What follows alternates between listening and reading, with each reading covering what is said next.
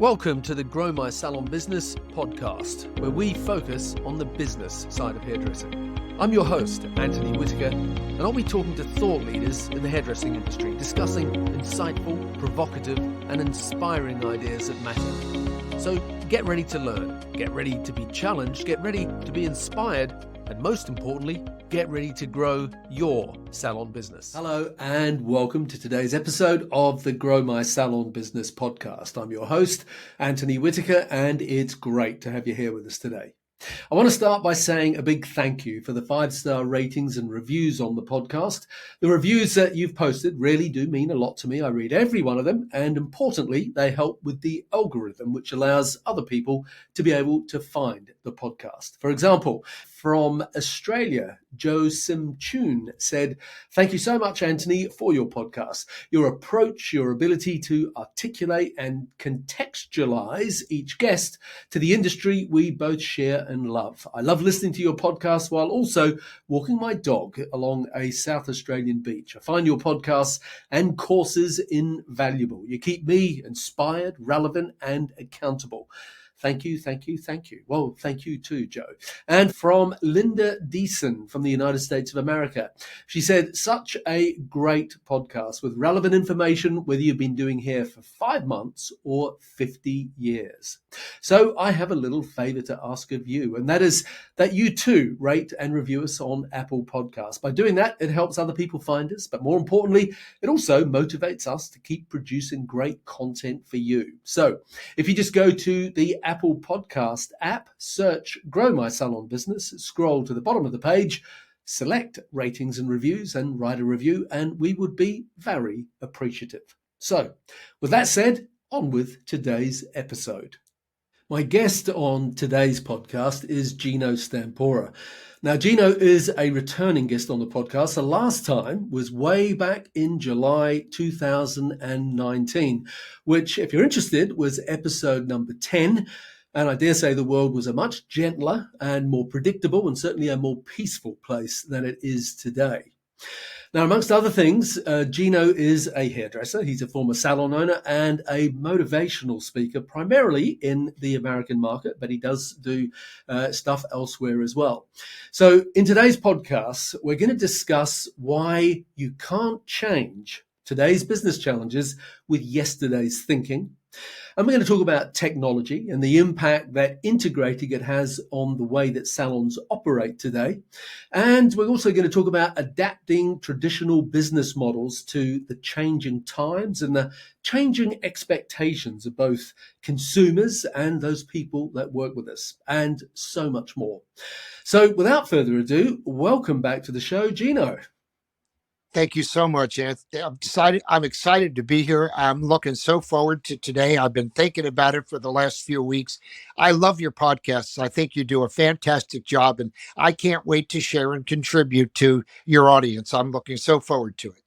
Thanks, Geno. I really appreciate that, that positive feedback on the podcast. There's a lot of work that goes into it, as you know.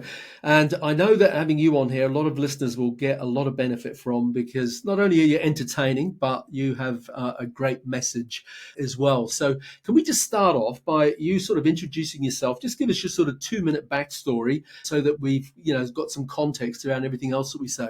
No worries. I am a hairdresser. I accidentally fell into beauty school. I don't know how or why. I had just gotten out of the Army. I didn't know what to do. I looked at all those beautiful girls inside that school and thought, I have to get in there and meet those girls.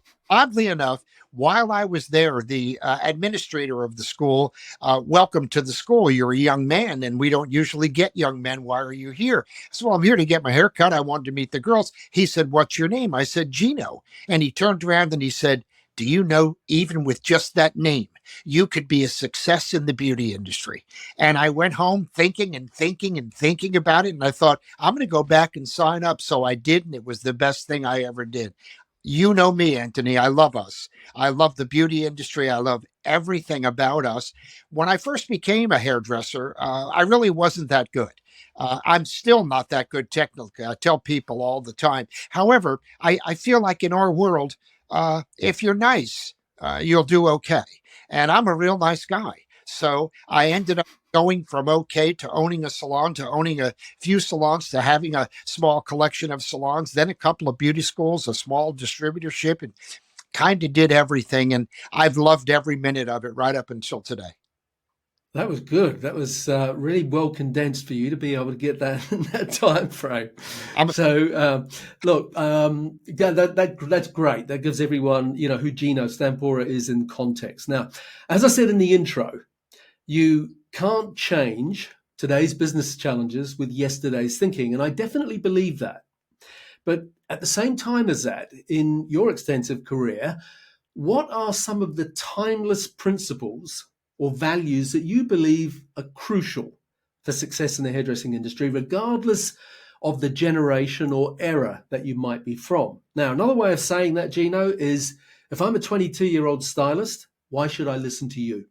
Well, I think, and you and I have talked about this before, and I don't want to get too long winded, but I do have a philosophy about this. I don't like when people put portions of humans in categories like millennials or baby boomers, or I Mm. think we almost have to work backwards and realize we're all human, we're all people, we all have beating hearts, we all want respect, we all want to be successful, we all want to do well. I think everybody wants to get the most out of their lives. I think we have to be careful sometimes dissecting people and saying, because of your age, you're different. I think we have to take into consideration that what's happened is the speed of life is faster than it's ever been before.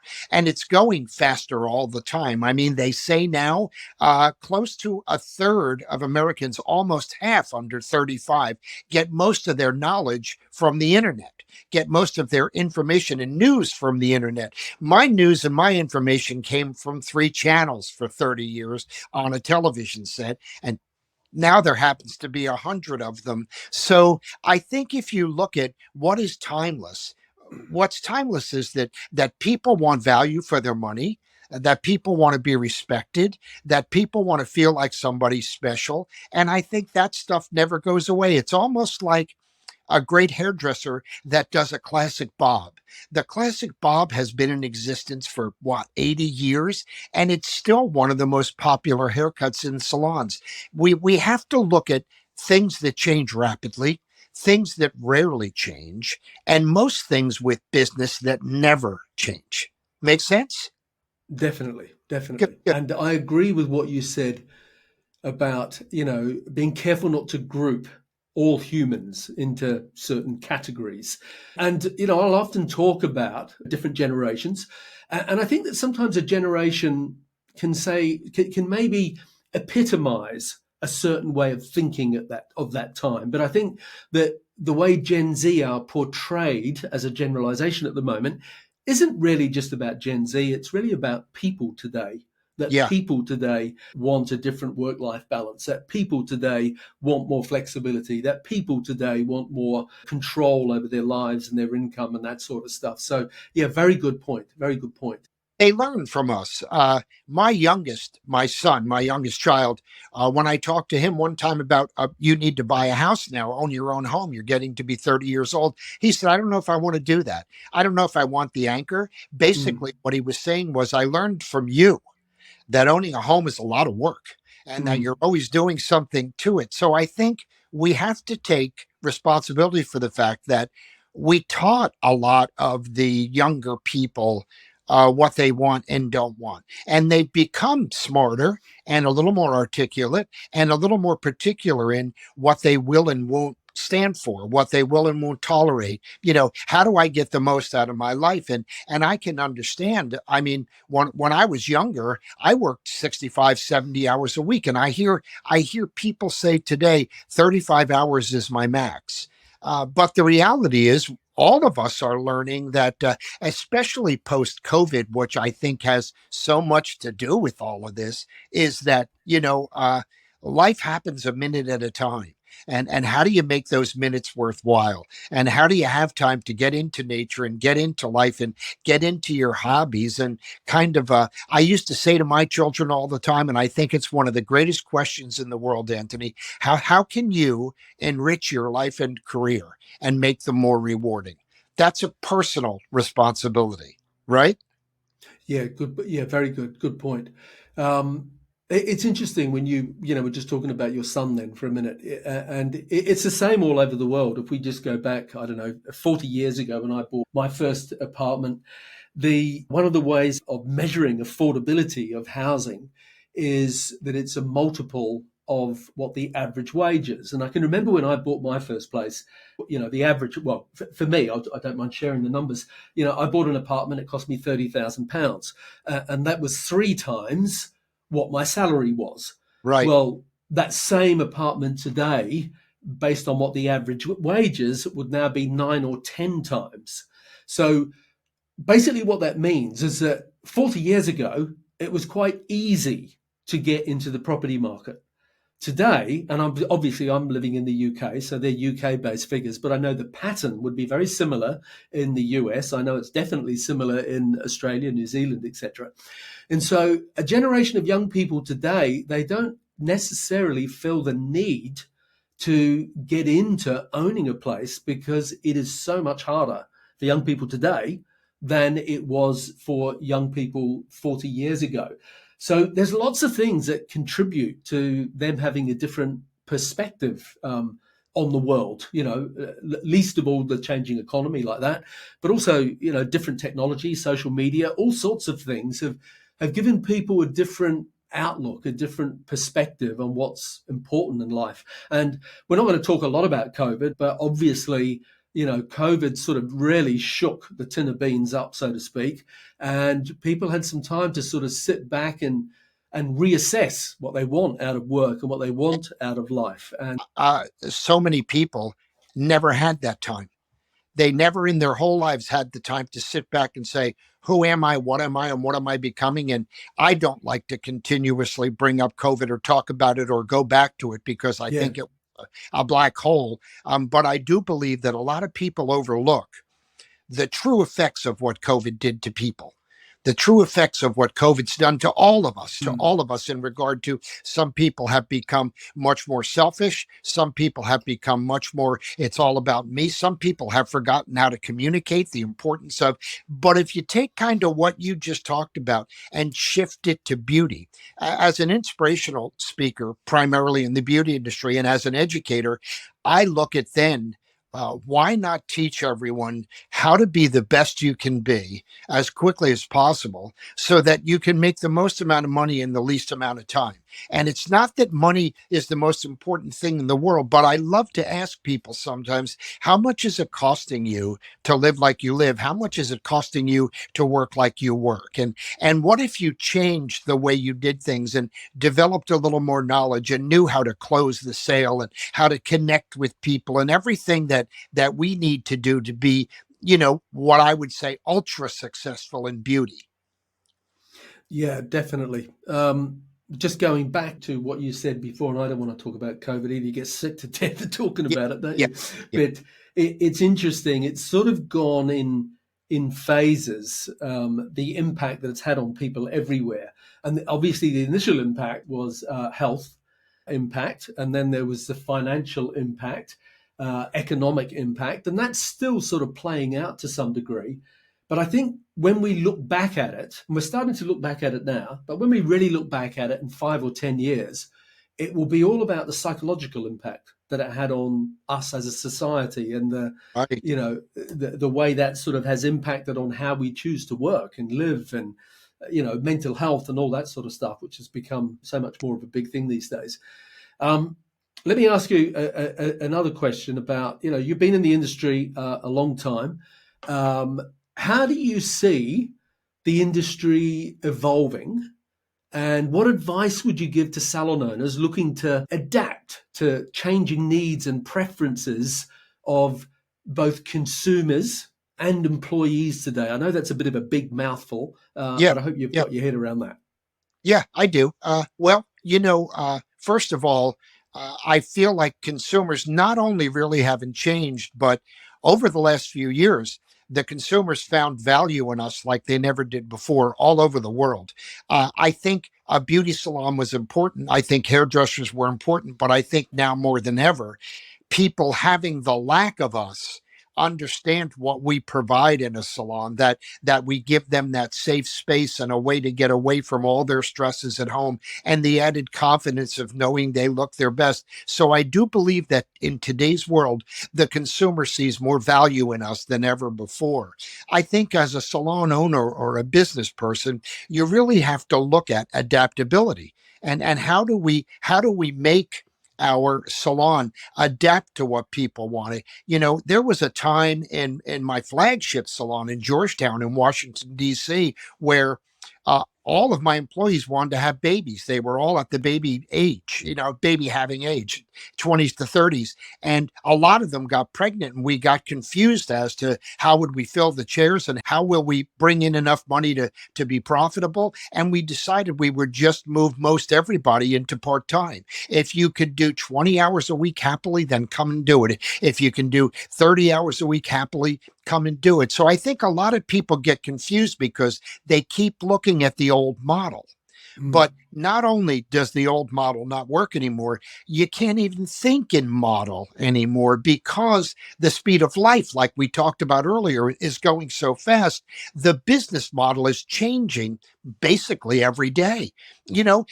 5 years ago, you could get all the loans you wanted to build your business. 3 years ago, in America, the government gave you money to build your business. I know many of the countries in Europe that your countries gave you money because they knew you didn't have any. Now, all of a sudden, the money's gone. The interest rates are sky high. People are trying to figure out what's coming next. I think you want to be careful not to take your eye off the ball. And that is to do a great service, both to your customers and to, if you have employees or coworkers, be the best that you can be for them, and understand that old movie, if you build it, they will come. If you create an environment, your customers will come. Now, I don't want to get long-winded, but in regard to employees, Anthony, I've never had a problem with it. I'm fair, I'm friendly, I'm honest, I take care of my people. I think if that's your reputation, you won't have a problem attracting great help.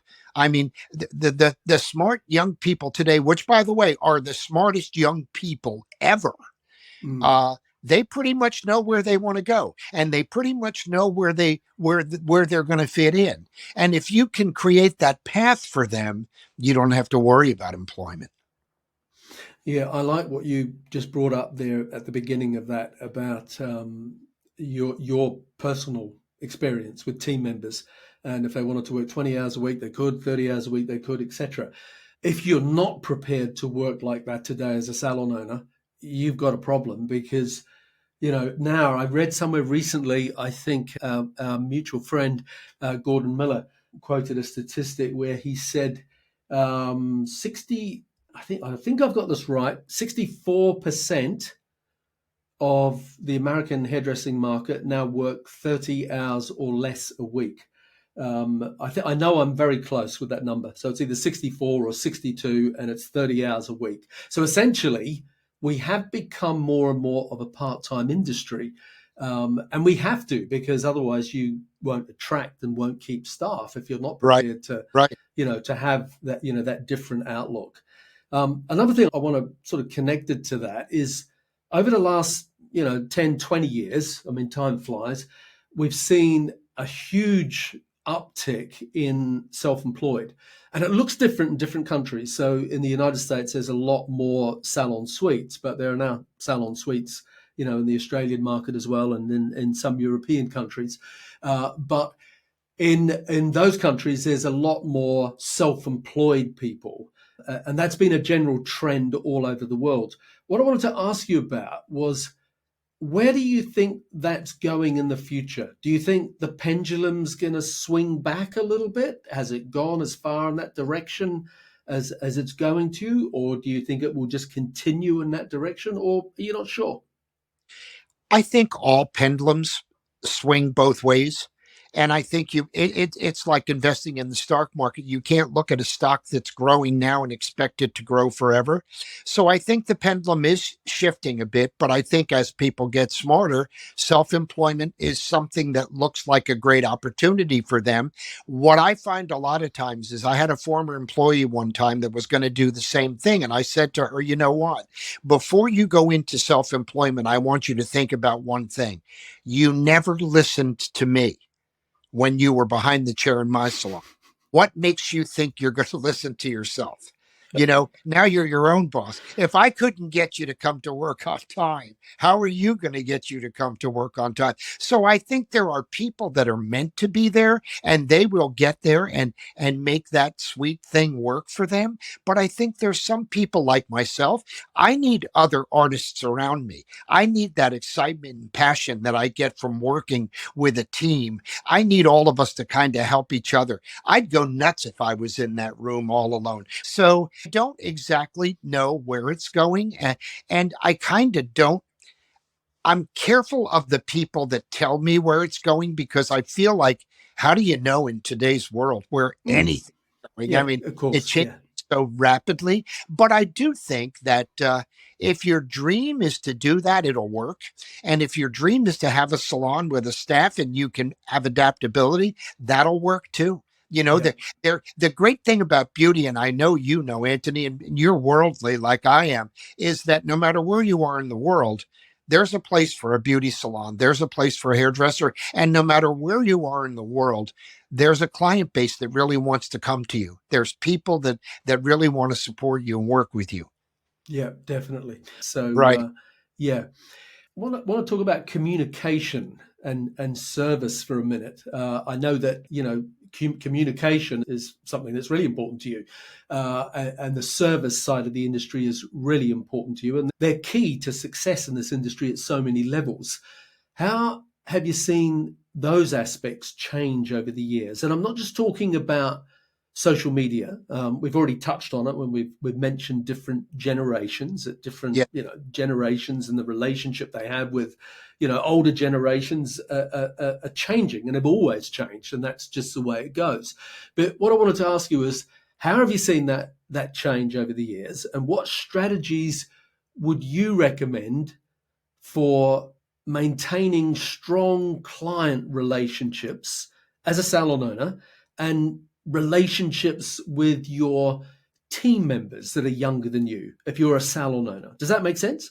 It does make sense. I love it. That's a great four questions kind of put into one, but Yeah. that's a great group of questions. So, okay, I think first of all, um, I believe people today have to be very careful about their level of passion and their level of energy. And I think that we tend to be an industry of artists that can very easily lose sight of our passion. There's one thing to be said for a person that starts beauty school and how passionate and excited they are. And even by the time they finish beauty school, it's kind of gone. They're kind of burnt out already. And now they're looking for a job and they kind of, so I think it's important. One of the things I've always focused on is I loved beauty in beauty school. And when I fell in love with beauty, I never let that love go away. I still love it today as much as I ever have. We went on vacation last year, and my family wanted me to do something crazy like kayaking or hiking or something. And I said, I'm a hairdresser. I don't really do that. I'll tell you what, you guys go do that, and I'll go find a salon. And they were like, a salon? I said, yeah, my people. I'll go find. Well, what if they don't know you? I said, I'll bring a pizza. Any salon, if you bring a pizza, they're going to love to see you. And I'll go in and I'll hang out and be with my people. My passion has never wavered. So I think the first thing is keep your passion high. Be passionate about your customer. Be passionate about your business. People equate passion to expertise, Anthony. And if you're passionate, even if you're bad, they think you're good. They just see it as, well, gosh, you love what you're doing so much. You must be better at it than most. I think that that's the first step. I've always had a thing about giving 100%. And I believe my whole life changed when I developed the habit of giving 100%, 100% of the time. And I think you have to be careful with every guest. It's not about how much you like them. It's not about how much money they have. It's about your position in life. And your position in life, if you're a hairdresser, is to do your very best every time, all day long, with every guest. Lock them in, make them love you. Find a way to make them love you and stay with them. Now, the last part of your question, service, uh, you know, I've always had a servant's heart. I have a servant's mentality. I love to serve people. I love to make their day. I love to smile at people walking down the street. And to some people, a smile is nothing. You may not even get a return. But to some people, a smile changes their entire attitude of the day. It's so valuable. So I think it's important, if you have a servant's heart, you have a servant's mentality. The Hard Rock Cafe and the Hard Rock hotels, the Hard Rock casinos, their motto is love all, serve all. Mhm. Why can't we establish that as a motto? And then you don't have to worry about service. You'll find yourself making a point of being on time, making a point of not just taking care of people, but my mode behind the chair was, in my 5 foot by 5 foot space, I was going to make them realize there's no one quite like me. That they don't have to search. And, kind of like you talked about, I know the UK is kind of exploding with some suites and stuff coming in. It's not just that, it's that people have more choices than they've ever had before. The consumer, there's a salon everywhere, or there's somebody in a suite somewhere. So you've got to find a way to really lock down that guest and make them love you. And it's not that hard. It just takes focus. Yeah, yeah, exactly. The current podcast out this week is with a guy by the name of Alex Ioannou. I don't know if you know Alex. I He's love got, Alex. I are know him. I've worked you with him. good? Yeah. Yeah. He's a lovely guy, and I've known him for 40 years. We sort of started our career at the same time. And, before we started recording, I said to you, I try and get an angle for every podcast guest that I have.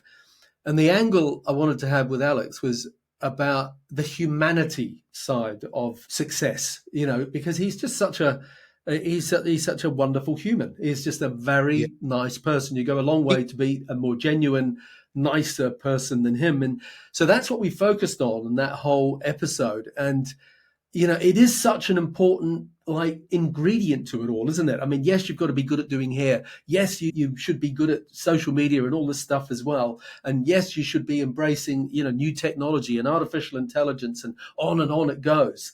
But sometimes, and I think this sort of is also tied in with what you and I are talking about, is that don't throw out the baby with the bathwater, if that expression is appropriate here. That there are certain things that underpin success, and probably number one, again, another mutual friend of ours, Win Clayball, he wrote the book Be Nice or Else. Right. And Alex is sort of the poster boy, really, for being nice. He's a gentle man. I mean, he's just wonderful. You got to love him. Yeah. He doesn't give you any alternative. Exactly.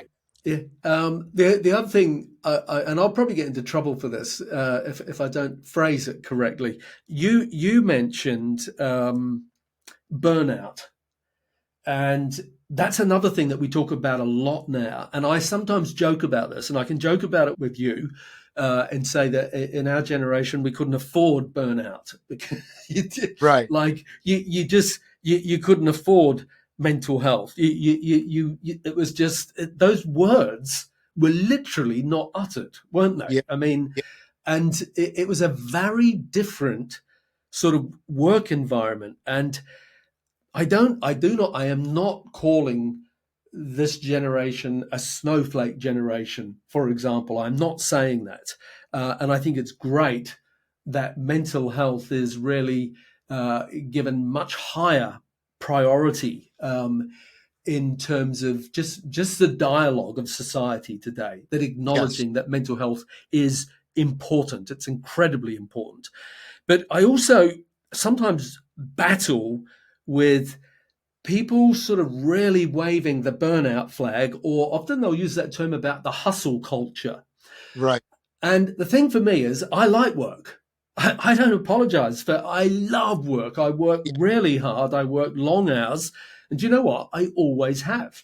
And to whatever degree I'm successful, and I didn't get successful working 25, 30 hours a week. And so I grapple with that in my head of saying to people, look, if you only want to work 25, 30 hours a week, 3 days a week or whatever, that's fine as a business owner, as a salon owner. That's fine. I'm cool with that. At the same time, if you want to be successful and if you want to get the nice things in life, whether it's a car or being afford to go on holiday or buy a new apartment or whatever, you have to work for it. And so I always grapple with this balance between hard work, the hustle culture, and finding some balance with burnout. I think the reason why I don't get burnt out is that I love what I do. If I didn't love what I did and I was working in the post office and had to work 60, 70, 80 hours a week, I think I would be suffering from burnout. But I need to stop talking and get your sort of input on this. Like steer me in the right direction on that. What are your thoughts about that? Well, I think we've made burnout and that whole aspect of life so easy that it's become easy to say, uh, I can't take it anymore. I'm done. I Mm, don't know that we've gotten soft, but I do think we have an issue with purpose. That there's a lot of people that never really establish what is my purpose in life. Where should I be in life? My purpose in life is to be an educator, is to be a hairdresser. That's my skin. That's what I was born for. Now, does it mean that I love to go to work every day? Of course not.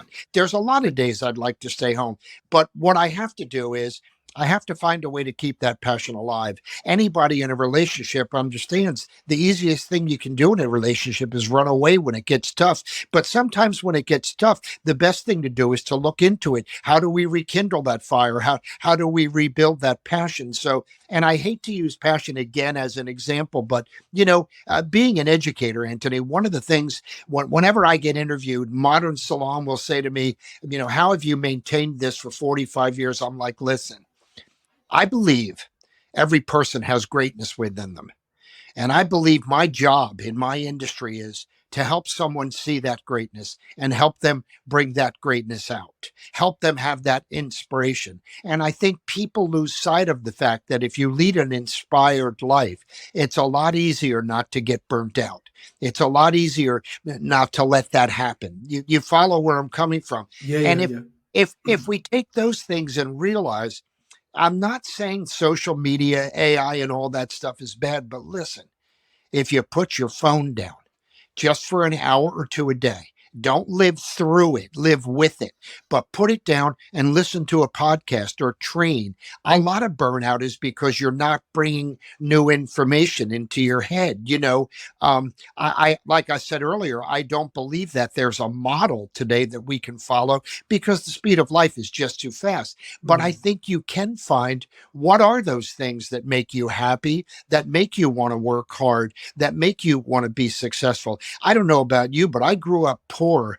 My parents died young. When people say to me sometimes I'm burnt out, I look at them like, my God, you're alive and you're relatively healthy. Let's shut off everything for a minute and put life in perspective. mm, Facebook is not life. Instagram is not life. LinkedIn is not life. These are people that can make stuff up and put it out there. Okay. mm. What life is what's happening to you right now in your environment. So I just spoke to a salon. Two of the hairdressers aren't busy. And I said, well, what would you do to be busy? And they're like, well, I don't know. And I said, let me tell you what I would do. Let me tell you what I did when I wasn't busy. I went out and knocked on doors in developments and passed out my card. I went out and talked to people. I went to restaurants at night and went to tables and said to people, I love your hair. Here's my card. You need to come to me. So you have to ask yourself sometimes, what am I willing to do for an extraordinary life?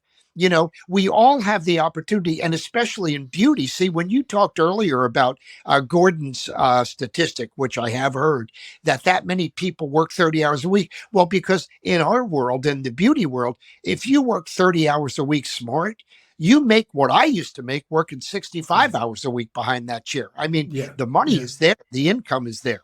mm, I hope yeah. that I answered your question. I hope that makes sense, but I almost get frustrated trying to get people to realize if you're relatively healthy and you're alive, you're lucky. If you're alive and you're relatively healthy, then don't let burnout in. Mm, Fight it. Find maybe burnout is telling you you need to learn something new. You need to read a book. You need to listen to a podcast. You need to go to a seminar. You follow?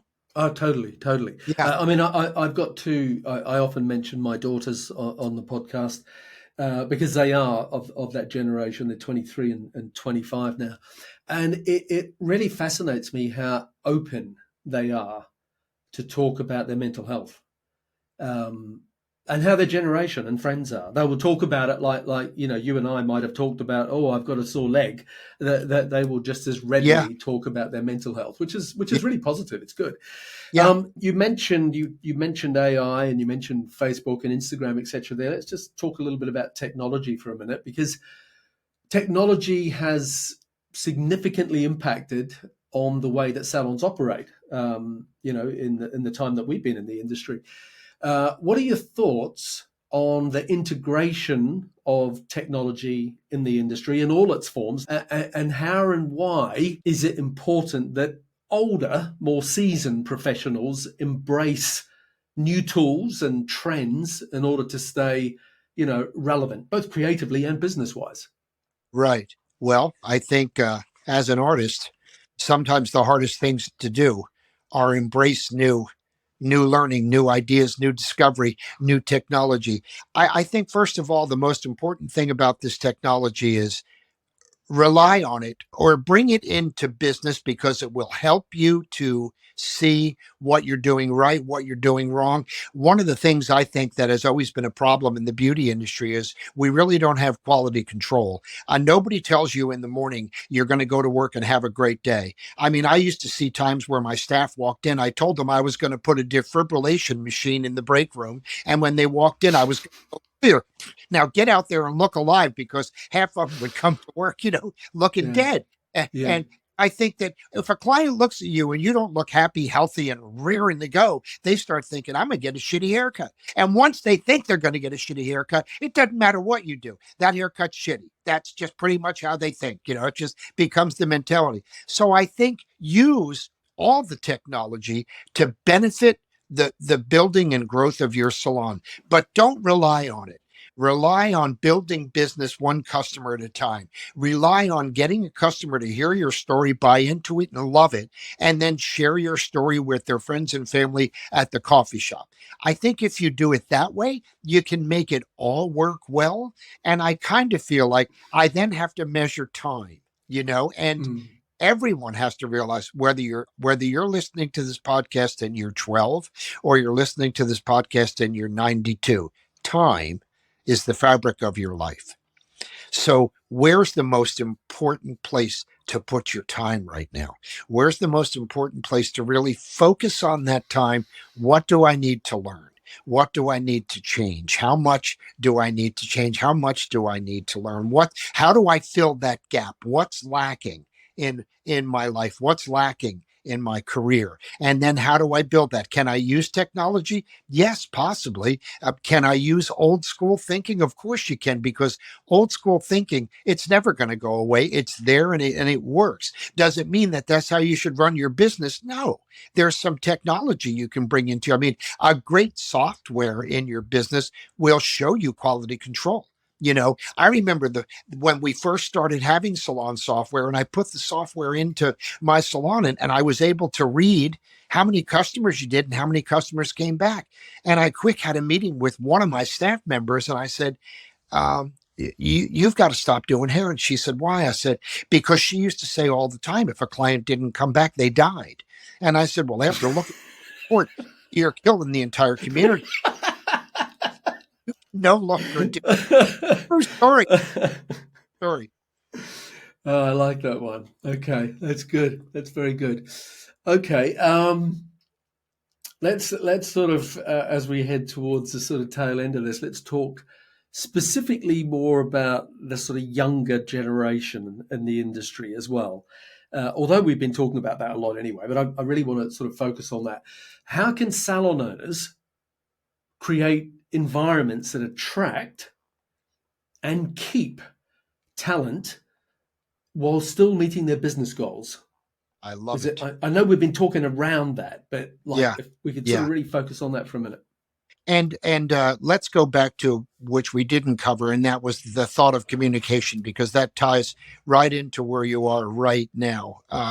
Of course, business goals is how do I have profitable employees, and how can I be profitable? The biggest part of business is, in the end, are we making money? And if we're making enough money, then we kind of feel like we're doing all right.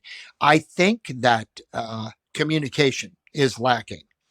And I think that everyone needs to take the time to look at it. It's like you talked about with your children.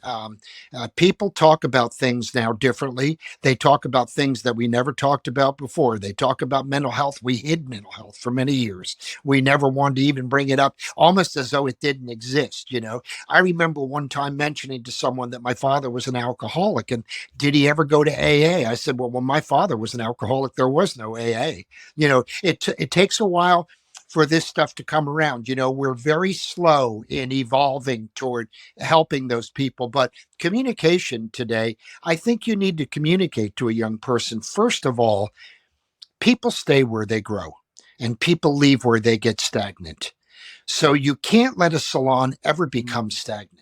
It's got to be all about growth, and all about artistry, and all about technical and business skills. And how do we grow together? I'm going to speed up a bit because I want to share all this with you really quick. In being a part of the team, Anthony, there's 5 great fundamentals to building a strong team. Number 1 is to share credit and knowledge with each other.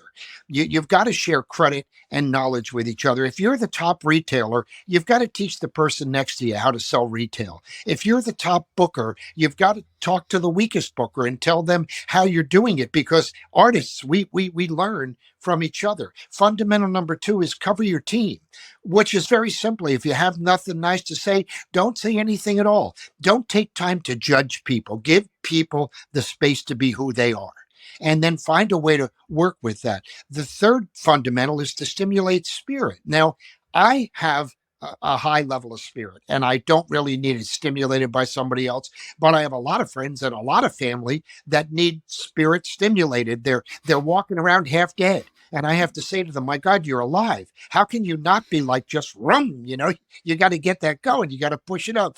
Fundamental number 4 is don't badmouth your coach. Now, funny, we were talking earlier about Stephen Terry Cowan and Sam Mercado, which this all kind of ties in. My friend Terry Cowan, one time after I spoke, was kind enough, big-hearted enough, and coach enough to be honest with me after I got done speaking. And I thought I was just, oh, hell, for years, I thought I was the man. I mean, I am, wow, look at me. And she just tore me down to nothing and told me the truth, that I wasn't all the things I thought I was. I went home, and Sam Mercado calls and said, hey, how was your meeting with Terry? I said, I don't want to be an educator anymore. And Sam said something fabulous to me. He said, Geno, I never thought at the first sign of rain you'd melt. I said, I didn't melt. He said, you melted. Go back and thank her for being honest with you. Go back and thank her for taking you to a place that you'd never really seen yourself before. And we've both kind of gone around with this a little bit. Listen, if you make a list of the things you want in life, they're not going to come unless you go out and work for them. I mean, that's what hard work is all about. So I think if you create a path as a salon owner for this younger generation to see what they can become, and see where they can become, and see that they can have the greatest life they want within your salon, that if they'll just attach their dreams to the salon dreams, it'll happen. And be prepared. It's going to slowly drift away. And when it does, a great leader brings it back, and you get them back in charge. You get them back in touch. Now, communication wise, Anthony, it's been difficult. People don't realize that it's not what you say that matters. It's what people hear. We have to be articulate with words today, and no one's really taught us how. Even in the salon, I have the best-selling CDs in the beauty industry. The reason I made those CDs was because I listened to my staff and thought they don't know how to talk to their customer. I'm going to have to teach them how to use words of value and how to put words together and how to teach people how to get from where they are to where they want to be and how to explain to a client we don't change the world with one haircut or one color, that I'm going to take you on a journey and we're going to basically do this together. So I think the answer to communication is everyone should be listening to a good podcast on how to communicate. Get a good book on how to communicate someplace close to your house. No matter where you are in the world, there's a brick building called the library, and you're allowed to go there and borrow books, and you can borrow a good book on how to communicate. So I didn't mean to ramble on, but I think that stuff is so validly important. Yeah, no, it is. And you've been in the industry a long time. I know you don't have salons anymore. And at the beginning, you sort of went through what your journey had been with salons and schools and distributors, etc. And so you've obviously seen lots of changes, like I have, over a 40-plus-year career in the industry, as to how the way we do business has evolved just as much as how the fashions of the day have evolved. And Yes. so you've obviously had points in business where you've had to completely reassess how you're doing certain things. So Right. the question I'm asking you is, what bit of advice can you give to today's professionals as to how they can benefit from the lesson that you learnt about embracing change? First, surround yourself with great, smart people. That's first. Make sure your friends, your advisors, your coaches, make sure they're great. Make sure they're smart. I think one of the greatest changes in life is to surround yourself with a great doctor, a great lawyer, a great accountant. The days are gone that your accountant was your mother's accountant or a friend of your uncle's, or you need to have the best of the best around you. That's first. Secondly, learn to listen. The more you talk, the less you listen. It was my problem for 35 years. All I ever wanted to do was talk, talk, talk, talk, talk. And then I learned to listen. And I was like, wow, you can learn so much when you listen. So learn to really listen to people, listen to their story, listen to what they did, what worked for them. It might not necessarily work for you, but all of that wisdom can build up within you till all of a sudden, you've heard the saying, I don't know the answer, but I'm going to sleep on it tonight. When you sleep on it, that wisdom in your subconscious sometimes solves that problem for you the next morning. So really take the time to learn to listen. And there's some fabulous books on learning how to listen. Thirdly, take care of yourself. Just know who you are and have a hold on you. Spend a little time just with you, not with you and your partner, not with you, just a little time just with you, and know what moves you. What are the things that move you? What are the things that excite you? What are the things you want out of life? Get a pretty good hold on yourself and realize that you are evolving. So that's going to change a lot. So you need to go back to you every now and then and say, how am I? Am I happy? Am I doing well? Is everything good? What do I need to change? What do I need to adjust? And I used to use it as an example all the time that when early on with NASA, when a rocket left the Earth and it was trying to go to the moon, they had a computer on there called a mid-course correction computer. People don't have one, but we sure do need one. Every now and then you need to stop and look at your path and adjust your mid-course correction computer. Maybe you got move to the side a little bit, and you need to recenter. And I think if you take the time to breathe and take the time to recenter, you don't allow burnout in. You don't allow that negativity in. People sometimes lose sight of the fact that negative energy is way stronger than positive energy. It always has been. It's the easy way out. So it's not as easy to be positive, but the benefits are tremendous, you Mm, know? So yeah, that would be yeah, the last thing. Find a way to maintain a positive, motivated attitude. yeah. Okay. Three words I want to get you to think about. First one is flexibility. Second one is control. And the third one is autonomy. When you talk about people today, okay, I had to pause. I didn't want to say today's generation, but when you talk about today's workforce, And I think this was happening anyway. This wasn't caused by COVID. But flexibility, control, autonomy are the single biggest buzzwords in the workforce today. How can employers reinvent, fine tune, tweak, whatever it is, to offer more flexibility, autonomy, and control in the salon industry today? I love autonomy, and I think it's so important. One of the things I always did as a leader, as a salon owner, was everyone was involved in every decision, because when everyone was involved in every decision, they that created autonomy. They took ownership of those decisions. So you've got to include everyone. The day is gone of the boss coming out and saying, here's what we're going to do. The day has come where the boss comes out and says, I want to do this. Let's collaborate. How should this be done? So I think that the answer with autonomy is to get everyone to buy into the group culture, get everyone to buy into, one of my favorite sayings is in the absence of culture, there's culture. It's just not your culture. Mm. So if we can get everyone to buy into the culture, autonomy automatically happens. Control, forget it. There is no more control. The only thing you can control is your numbers. And if everybody's doing everything right, that those numbers will be okay. Otherwise, uh, take the ceilings off, take the limitations off.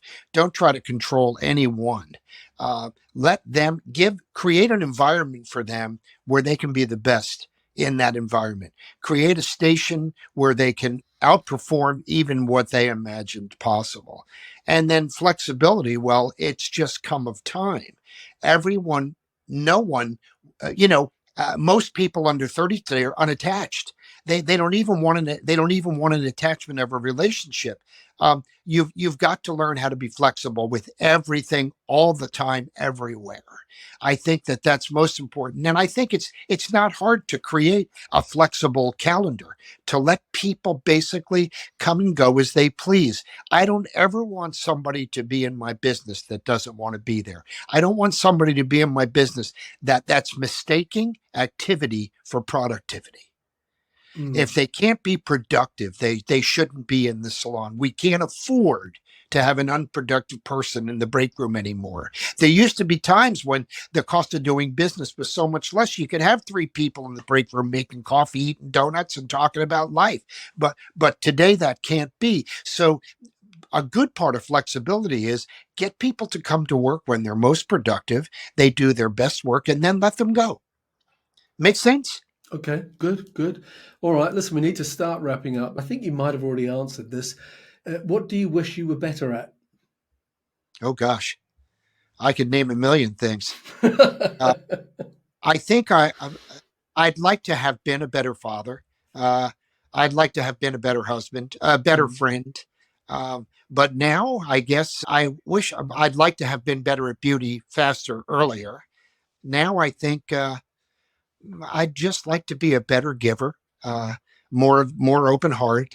I have a thing called my grounding pages. I'll tell you what. The next time we get together, I'll read everyone. My grounding pages are, if anybody wants to, and if you want to, email me Geno Geno at genostampora.com. I'll send you my grounding pages. But it's just 3 pages I read a couple times a week to remind me people matter as much as I do, because I'm Italian and I'm an artist and I'm a Mm. hairdresser. And sometimes I think I matter more than everybody. And I have to shut myself down and realize you matter and your problems matter just as much as I do. And I like to read those pages because it reminds me of that. It reminds me that it's important to smile, be human, give people a break, help people have a better day. I think that's just a big part of life today. And it reminds me to realize that I can always be more than I am. Mm. Good, good. Okay.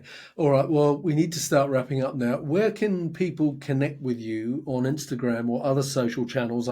That would be at Geno Stampora on LinkedIn and or Instagram, or Geno at genostampora.com. I answer every single email I get. And that would be Geno at Geno Stampora. And if you email me, I promise I will email back. And that's the easiest and best way to get me. Great. Okay. Well, I'll put those links on our website, growmysalonbusiness.com, and in the show notes for today's podcast. So if you're listening to this podcast with Geno Stampora and have enjoyed it, then do me a favor, take a screenshot on your phone and share it to your Instagram stories. And don't forget to subscribe and leave us a rating and review on the Apple Podcast app. So to wrap up, Geno, I just want to say thank you because you always bring a lot of wisdom, and there's a lot to be said for life's journey and the wisdom and the lessons that we accumulate along the way. And I just want to say how much I appreciate your willingness and openness to share all that with our audience today. So to wrap up, Geno, thank you for being on this week's episode of the Grow My Salon Business podcast. Thank you for having me. And I want to say the same to you, Anthony. You've been a great friend over the years. You've been very inspirational. You've taught me a lot. I love your podcasts. I think it's wonderful that people have an opportunity to really listen. And when you can learn from somebody else's mistake, when you can hear a story about somebody that fell into a hole, you can prevent that from happening yourself. So thank you so much for all that you do and all that you are. And thank you all. God bless. Be safe. Stay healthy. Thanks for your time today. Thanks, Geno. You're welcome. Cheers. Thank you for listening to today's podcast. If you'd like to connect with us, you'll find us at growmysalonbusiness.com or on Facebook and Instagram at growmysalonbusiness. And if you enjoyed tuning into our podcast, make sure that you subscribe, like, and share it with your friends. Until next time, this is Anthony Whitaker, wishing you continued success.